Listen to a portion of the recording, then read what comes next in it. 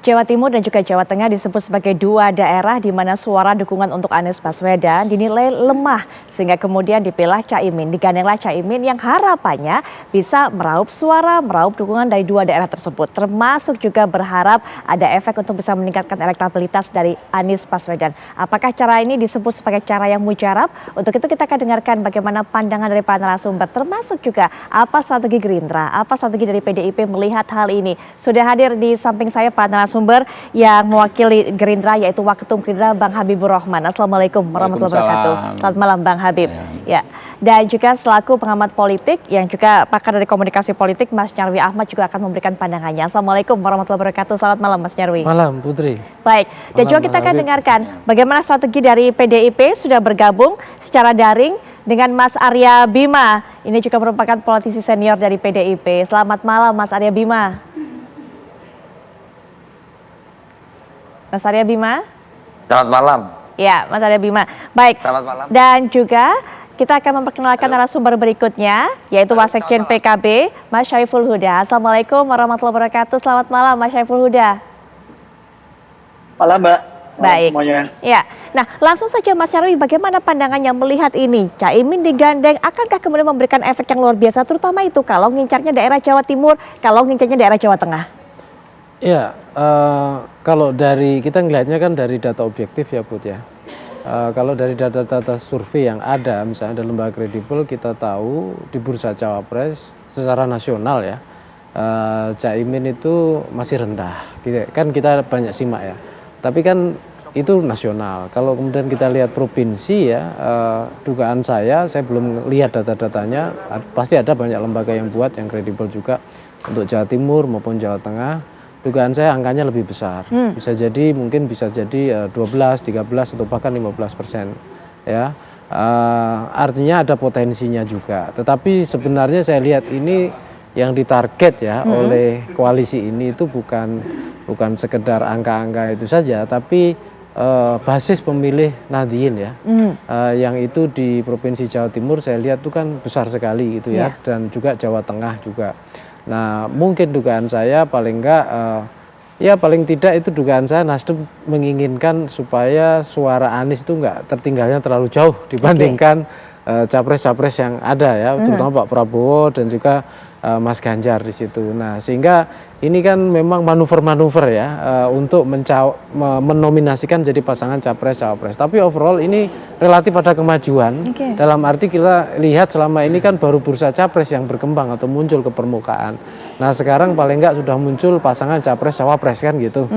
Nah walaupun ada drama-drama ya, dari beberapa partai ini kok koalisinya beloknya sainnya ke kanan, beloknya ke kiri katanya gitu. Ya kan sainnya yang diduga beloknya lurus ke kanan malah ke kiri atau ke kiri ke kanan, kira-kira gitu. Jadi ada perubahan komposisi ya di blok koalisi itu, tak lihat ada kecenderungan.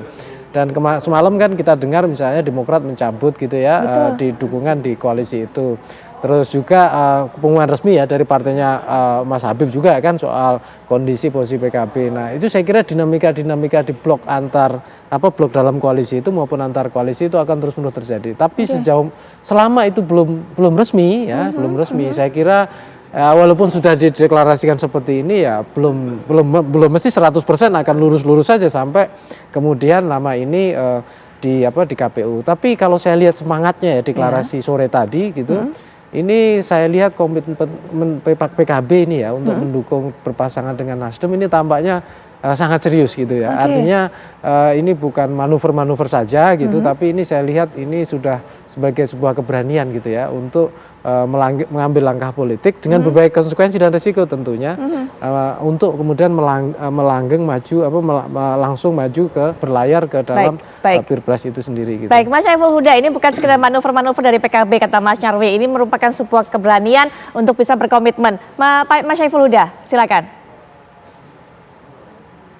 Ya sebenarnya bukan manuver, ini keputusan politik.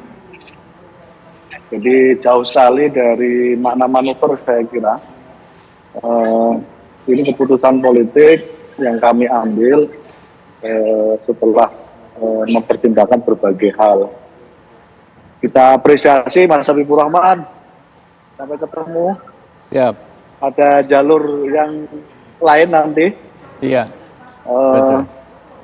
jadi, tapi prinsipnya kenapa dinamika ini semacam ini? Karena memang saya kira harus dimulai dari sebuah asumsi. Memang sampai hari ini dari segi lembaga survei tidak ada satupun calon presiden yang memenuhi ambang batas aman psikologis 51%.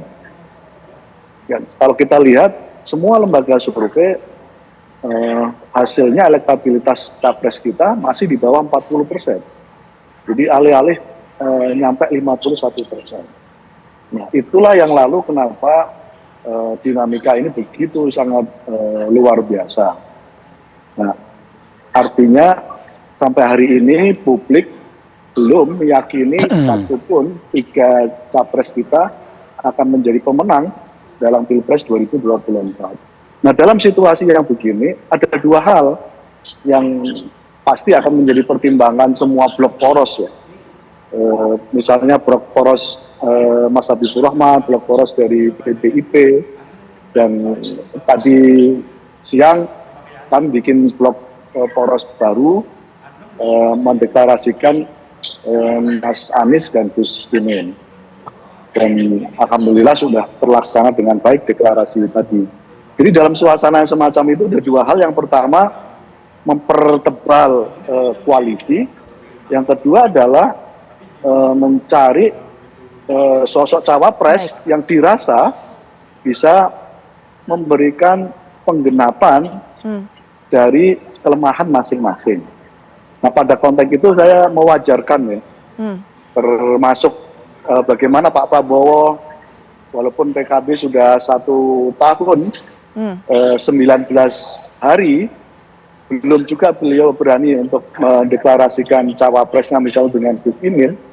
Itu terjadi karena masih terus menghitung gitu. Karena itu bagi PKB sendiri juga tidak terlalu masalah gitu. Jadi ya memang jalannya harus begini gitu. Baik, baik. Begitupun Mas Ganjar, ada Mas Arief di sini gitu. Kenapa belum juga memutuskan cawapresnya?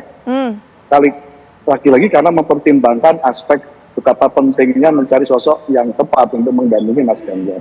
Dan kami sudah menghitung insya Allah pasangan Anies Gus Imin akan bisa berkontribusi maksimal bagi pemenangan di Pilpres 2024. Baik Mas Saiful Huda. Nanti setelah jeda juga Bang Habibur Rahman bisa dijelaskan gara-gara nggak kunjung-kunjung mengumumkan siapa pendamping Pak Prabowo akhirnya ditinggal oleh salah satu partai yang tadinya ada di koalisi. Termasuk juga kalau PKB ada di koalisi mendukung Pak Prabowo, suara NU kan harapannya adalah mendukung Prabowo. Tapi setelah ditinggal bagaimana kemudian strategi dari Gerindra sendiri? Nanti kita akan bahas tentunya setelah jeda, kami sudah kembali saat lagi.